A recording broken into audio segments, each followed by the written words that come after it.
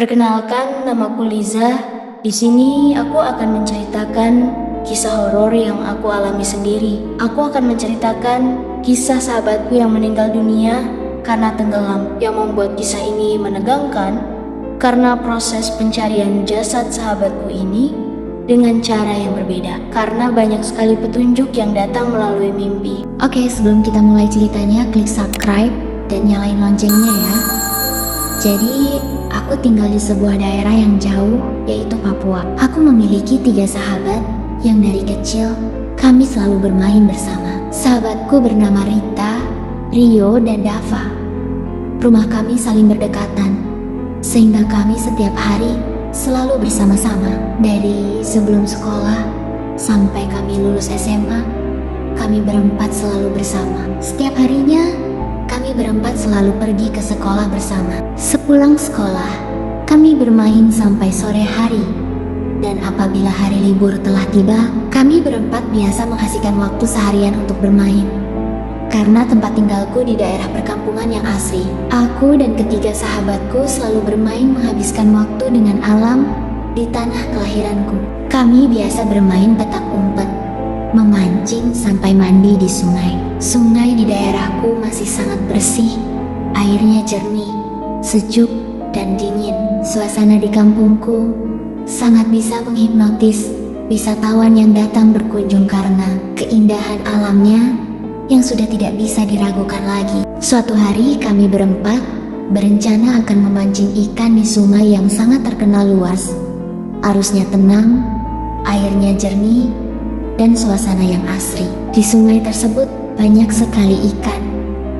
Dan apabila kita beruntung, pengunjung yang datang ke sungai itu bisa melihat burung bangau sedang menangkap ikan di sungai. Ketika hari yang disepakatin untuk memancing telah tiba, tiba-tiba Dava mengirim pesan melalui WA grup yang anggotanya kami berempat.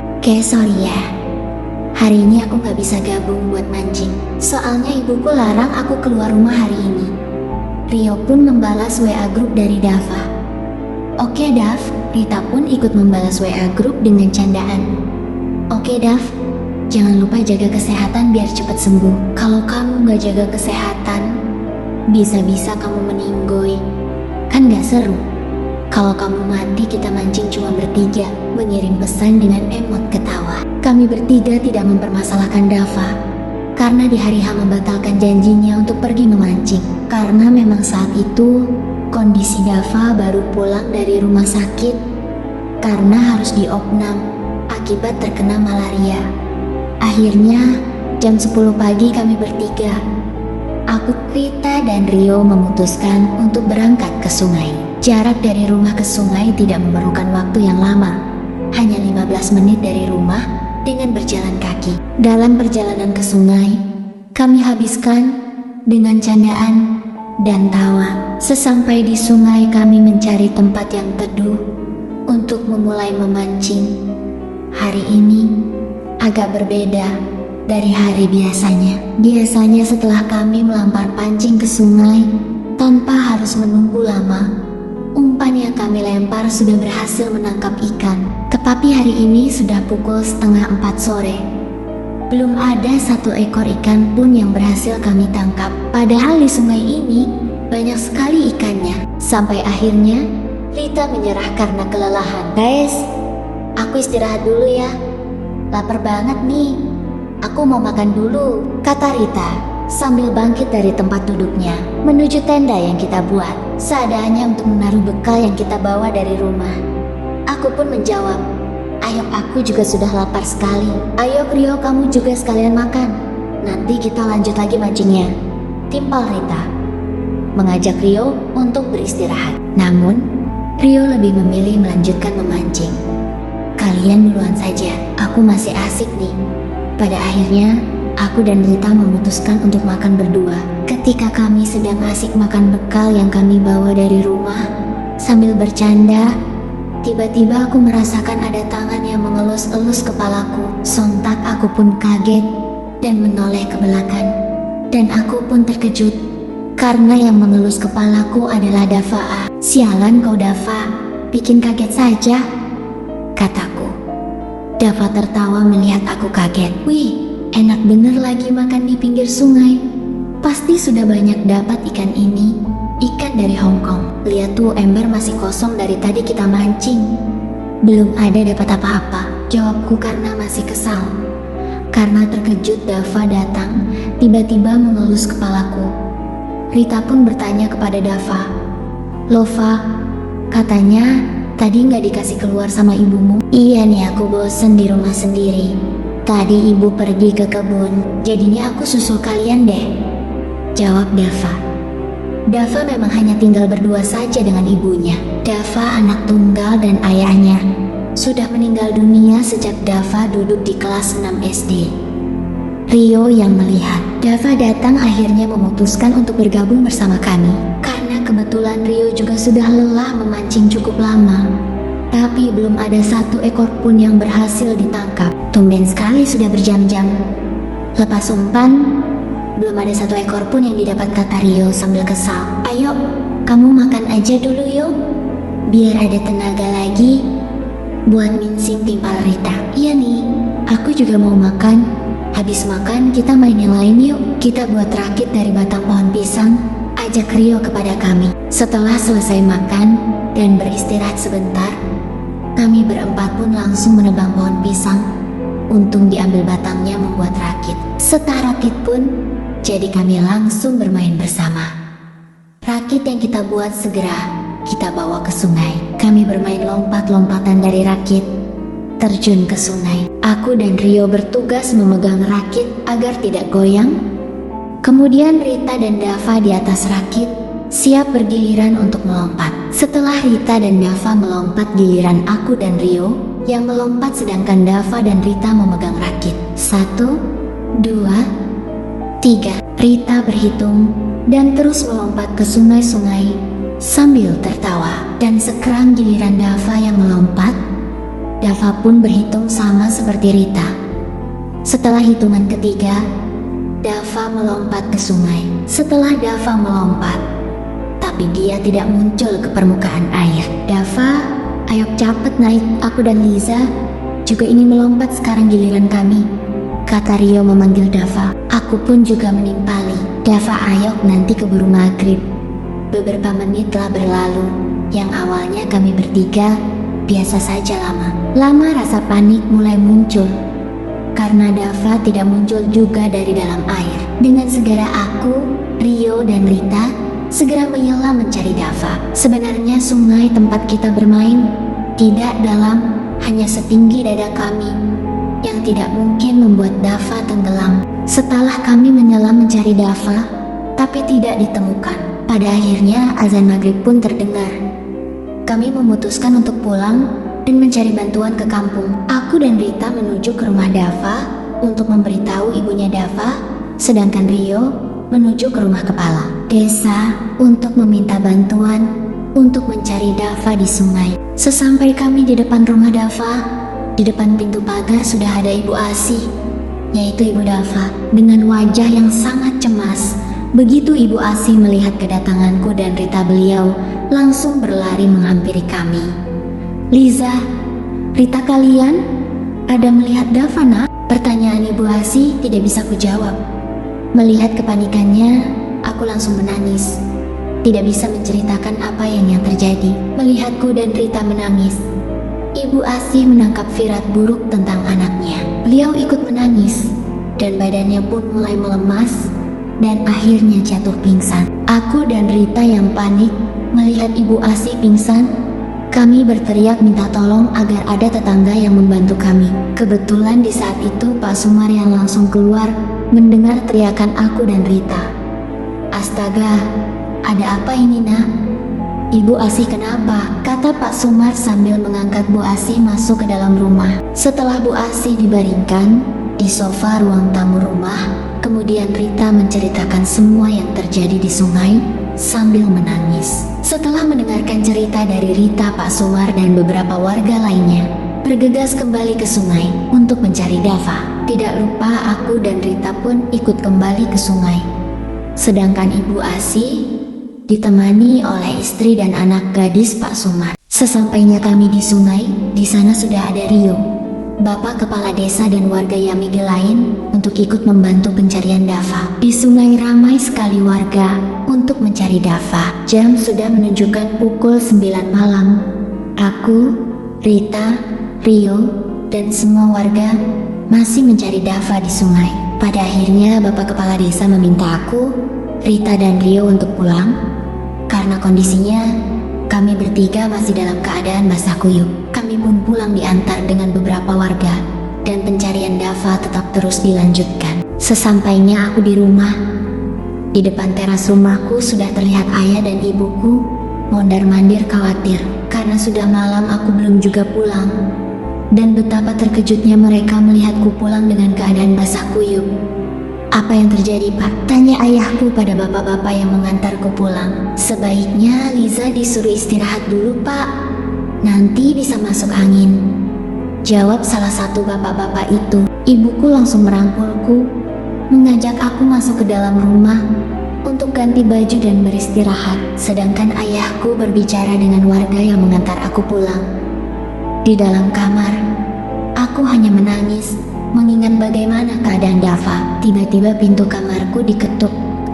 Ayah dan ibuku masuk ke dalam kamarku dan duduk di samping ranjangku. "Yang sabar, Nak.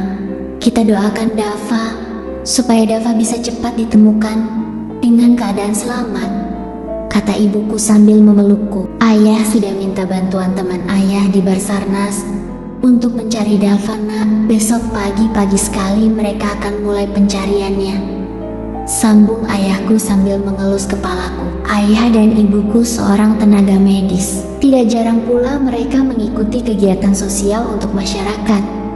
Pagi pun telah tiba. Pencarian Dava sudah dimulai sejak pukul 7 pagi. Dari tim Basarnas, polisi dan tentara ikut serta dalam pencarian Dava. Tidak luput seluruh warga juga ikut dalam pencarian. Pukul sudah menunjukkan jam 9 malam. Belum ada tanda-tanda ditemukannya Dava. Kepanikan semakin menjadi karena kemungkinan harapan Dava untuk ditemukan dalam keadaan hidup sangat kecil. Aku dan Rita tidak henti-hentinya menangis. Kami selalu berdoa agar Dava segera ditemukan dengan keadaan selamat. Pencarian sudah masuk di hari kedua. Tanda-tanda Dava ditemukan pun belum ada. Ibuku melarangku ke sungai untuk mencari Dava karena memang keadaanku yang sudah mulai kurang sehat karena kelelahan. Pada saat di kamar, aku sedang tertelap tidur. Karena habis minum obat, aku pun bermimpi. Di dalam mimpiku, aku mendengar suara ketukan pintu sebanyak 5 kali. Tok, tok, tok, tok, tok. Kemudian hening beberapa saat dan terdengar lagi ketukan pintu yang sama sebanyak 5 kali. 5 hari sudah berlalu. Pencarian Dava terus dilakukan dan mimpi ketukan pintu pun masih terus terulang. Yang anehnya setiap aku bermimpi, keadaan mimpi yang aku alami selalu sama. Mulai dari tempat sampai jam dinding yang berada dalam mimpiku sama. Pada hari kelima, saat aku bermimpi yang sama, di dalam mimpi aku beranikan diri untuk melihat ke jendela untuk memastikan siapa yang mengetuk pintu setiap hari. Di dalam mimpi, aku memanggil nama Dava sambil menangis. Sayup-sayup, aku mendengar Dava berkata, "Tolong bantalku." Aku pun terjaga karena ibuku membangunkanku karena harus pergi ke kampus. Sudah beberapa hari ini, aku bolos kuliah karena memikirkan keadaan Dava. Dan selain itu, juga memang keadaanku yang kurang sehat. Sesampainya aku di kampus, aku langsung masuk ke kelas. Dan di sana sudah ada Rio dan Rita. Duduk sambil bercerita. Aku pun langsung bergabung dengan mereka. Sambil menunggu dosenku datang, aku menceritakan mimpi yang aku alami selama 5 hari berturut-turut ini kepada Rio dan Rita. Dan betapa terkejutnya mereka karena mimpi yang aku ceritakan kepada mereka sama persis yang mereka alami selama ini juga. Rita dan Rio mengalami mimpi yang sama persis denganku selama 5 hari ini. Dan sama sepertiku juga, pada mimpi yang kelima, mereka berdua memberanikan diri untuk melihat siapa yang mengutuk pintu sebanyak 5 kali itu. Betapa terkejutnya mereka Sosok yang mengetuk pintu adalah Dava, dan apa yang diucapkan pun sama. Tolong bantalku. Kami pun sepakat setelah selesai mata kuliah terakhir akan ke rumah Dava untuk menceritakan mimpi kami kepada Ibu Asih. Sesampainya kami di rumah Bu Asih, kami langsung dipeluk oleh Bu Asih karena memang kami berempat sudah seperti saudara sendiri. Di dalam pelukan Bu Asih, Aku, Rio, dan Rita menangis sejadi-jadinya sampai suara tangisan kami terdengar oleh tetangga sekitar. Tetangga yang mendengar suara tangisan kami datang untuk menenangkan kami. Setelah keadaan sudah mulai kondusif, kami bertiga menceritakan mimpi yang kami alami kepada Bu Asih. Setelah mendengarkan cerita kami, Bu Asih berlari menuju kamar Dava untuk mengambil bantal kesayangan Dava. Bu Asih meminta kami untuk pergi ke sungai untuk membantu pencarian Dava. Sedangkan beliau ditemani Pak Sumar pergi membawa bantal Dava ke rumah Mbah Sinin. Di kampungku, Mbah Sinin memang terkenal mempunyai ilmu berkomunikasi dengan dunia lain, sehingga Bu Asih meminta bantuan kepada Mbah Sinin untuk mengartikan mimpi yang Rita, aku dan Rio alami. Singkat cerita, aku dan kedua sahabatku sudah berada di sungai. Kami berdoa bersama agar Dava bisa ditemukan. Pukul sudah menunjukkan jam 5 sore ketika aku dan Rita ingin kembali pulang.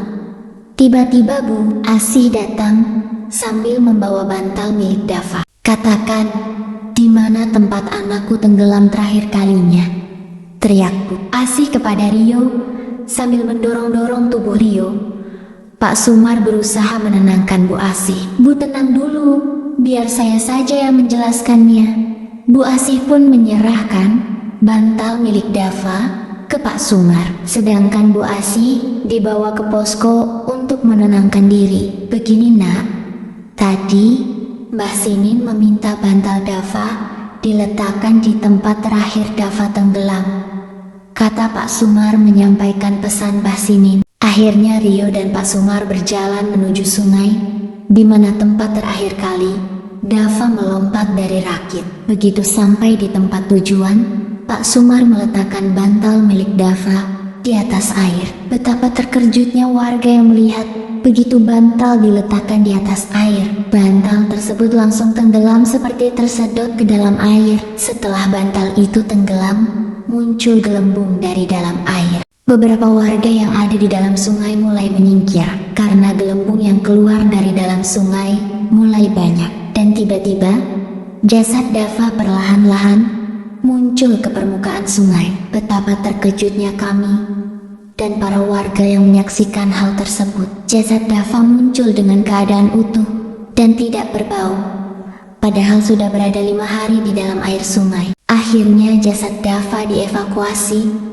dan dibawa ke rumah duka untuk disemayamkan. Akhirnya Dava bisa disemayamkan dengan layak beristirahat dengan tenang. Terima kasih sudah mendengarkan cerita pengalaman hororku ya. Jangan lupa subscribe, like, dan share. Jangan lupa nyalain lonceng. Wassalamualaikum warahmatullahi wabarakatuh.